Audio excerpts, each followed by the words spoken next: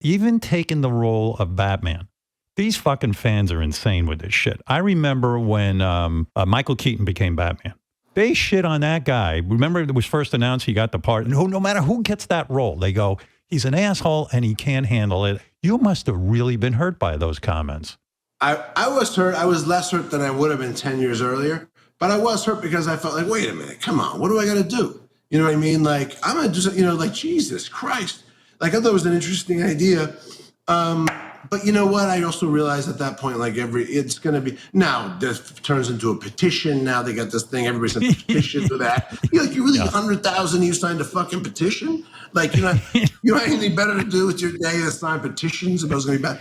But ironically, I mean, the reason I did is I wanted to do a movie for my kids, particularly my son, that they would see and be proud of. And now I realize, like, your kids by definition are never proud of your movies because they're just like, oh my God. They love making funny. Like, my kids only want to see, like, Armageddon. Like, tell us again about how you're an astronaut.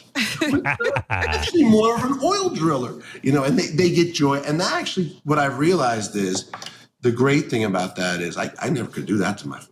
I couldn't ever say anything like that to my father. Not only was I scared of him, but I thought, well, what if he falls apart, or what if something terrible happens? The fact that my kids feel safe to me to say basically like, fuck you and your movies is beautiful. It's what it should be. It's exactly what my daughter goes, Dad, I don't consider film a legitimate art form. I said, well, that's your opinion. That is healthy adolescent behavior. They need to individuate. They need to tell you fuck yourself to a varying degree. Now I'm close to them. I'm here. They know.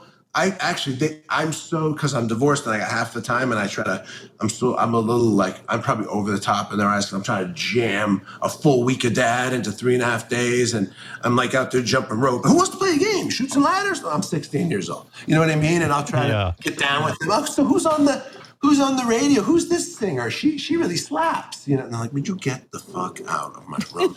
And I don't even know who anybody is. I mean, nothing makes you feel uncool like being a father. You really realize, I don't know a fucking thing about what's going on here. And I can't fake it because they can see right through you. And they'll just be like I started studying, when I started getting sober, I read this book. I started meditating. I got really interested in Buddhism. It was the first time I read about anything religious-wise, even though it's not theistic, that really made sense to me.